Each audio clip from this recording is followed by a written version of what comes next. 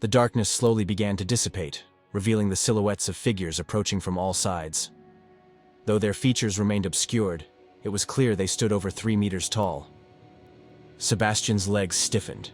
His fists clenched instinctively, nails pressing into his palms. Beside him, Adrian tightened his jaw and furrowed his brows, focusing intently on the figures. Without a word, each of the three turned away from one another, back to back, alert and tense. More than 20 beings advanced from all directions. Though their steps varied slightly, their pace was synchronized, fluid, and deliberate. They moved in until they had formed a perfect circle, enclosing the trio with unnerving precision. When the giants stopped, 5 meters away, they stood utterly still, staring without blinking, showing no signs of breath or life. The only sounds were the deep, steady breaths of Sebastian, Dane, and Adrian. Then, one of the giants stepped forward and addressed Sebastian, its voice like lightning cracking the silence. The young men's hearts pounded. They pressed closer together, their backs touching. "Accept our congratulations," the giant said, its tone slow and deliberate. Dane turned partially toward the speaker. The giant continued. "You have been declared the victors of the Elysium." It was the first time they'd heard the word. Still, their bodies remained rigid with tension. "Your tireless efforts and unwavering determination have led to the salvation of your beloved planet. Through grit, courage, and a steadfast belief in the power of unity, you have emerged victorious from the Elysium. It is with great pride and admiration that we bestow upon you the honor of being the victors of this grand trial." The giant paused, its subtle movements contrasting with the immobility of the others. It slowly shifted its gaze between Sebastian, Adrian, and Dane. Adrian had already turned to face the speaker. Sebastian's arms finally relaxed. Dane turned his full body, now facing the giant directly. With divine dexterity, the god Laptus unearthed one of the most intricate secrets of the cosmos: mastery over time. As the words sank in, the tension in the trio's bodies began to melt away. Slowly, cautiously, they allowed themselves to listen, not just with their ears, but with the full weight of what they had endured. Throughout the vast expanse of the universe, the regulation of time has long been coveted by every god, the giant intoned. For among their kind it is known, he who commands time holds unchallenged dominion over all. As the words echoed through the stillness, their weight began to settle over the young men. A chill that had nothing to do with the cold passed through them. They were beginning to grasp the gravity of what they were hearing. By harnessing the formidable power of temporal dominion, Laptus cast the god Numens into oblivion, erasing him from the very continuum of existence. Numens, the divine entity you know as your god, is now trapped, sealed outside of time itself. The revelation hit like a tremor. Sebastian, Dane, and Adrian stood in stunned silence, their minds scrambling to process the magnitude of what had just been said. Sensing their unspoken questions, the giant paused, inviting them to speak. Dane stepped forward. "Who are you?" he asked. "We are the witnesses and executors of the Elysium," it said.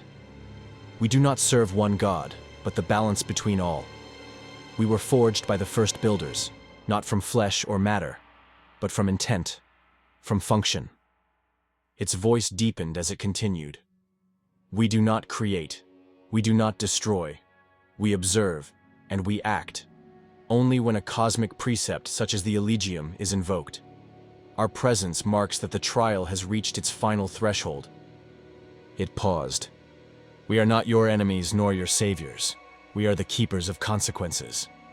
Dane continued, voice edged with disbelief.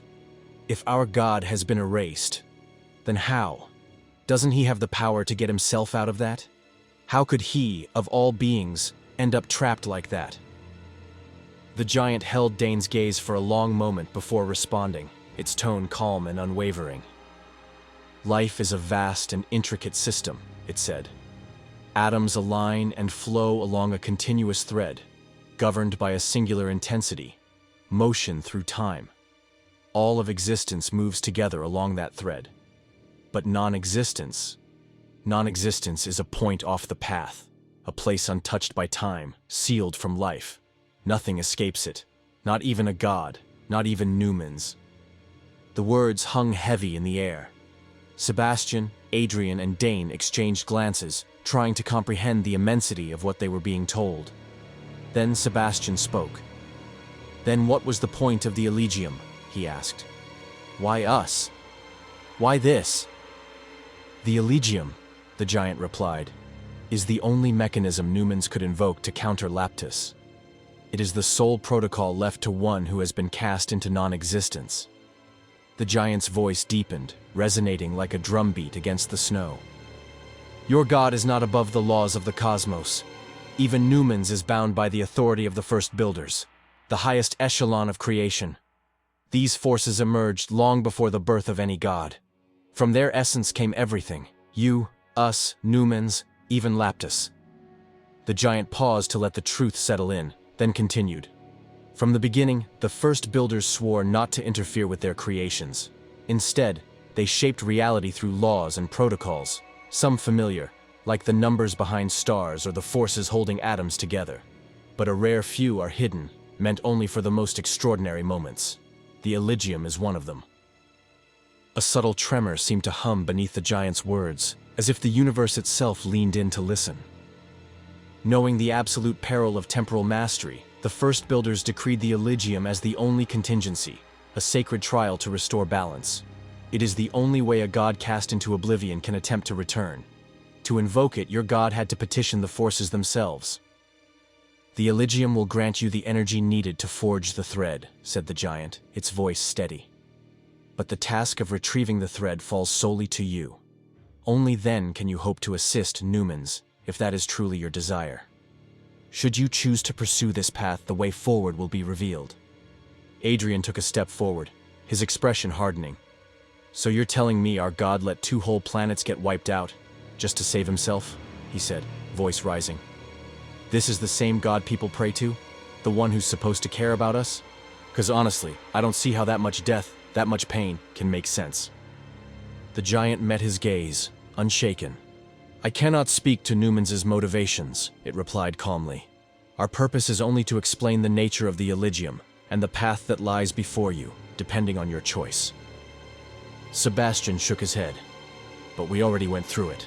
The war, the march, the trials. That was the Elegium, wasn't it? What decision is left to make?" "The Elegium was the mechanism to determine who would be chosen," the giant explained.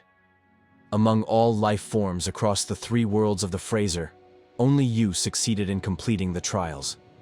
Because of that, you now have the privilege and the burden of choice.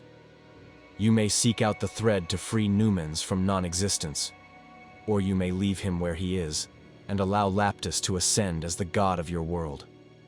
Dane spoke next, confusion and frustration threading his voice. "I don't understand. How are we supposed to choose when we don't even know what we're choosing between? Numens is gone, Laptus is in control. How are we supposed to decide who deserves to stay, or which god to follow, if we don't even know what either of them really stands for?" "You do not yet possess all the knowledge you need," said the giant. "But in time, the tools required to make your decision will be given to you." Without another word, the colossal figures began to fade. Their immense forms dematerialized slowly, dissolving into particles of darkness that drifted away like smoke in a void. The space around them twisted, folding in on itself. Then, without warning, the entire landscape began to shift. The silence, the void, all vanished. When the disorientation settled, Sebastian found himself standing in his bedroom. Everything was exactly as he remembered it. The texture of the floor beneath his feet, the colors on the walls, the familiar scents in the air. The smallest details were intact, from the worn corners of his desk to the slant of sunlight through the curtains. Adrian and Dane were gone, but Sebastian didn't panic. Somehow he knew, whatever this was, it was happening to them too.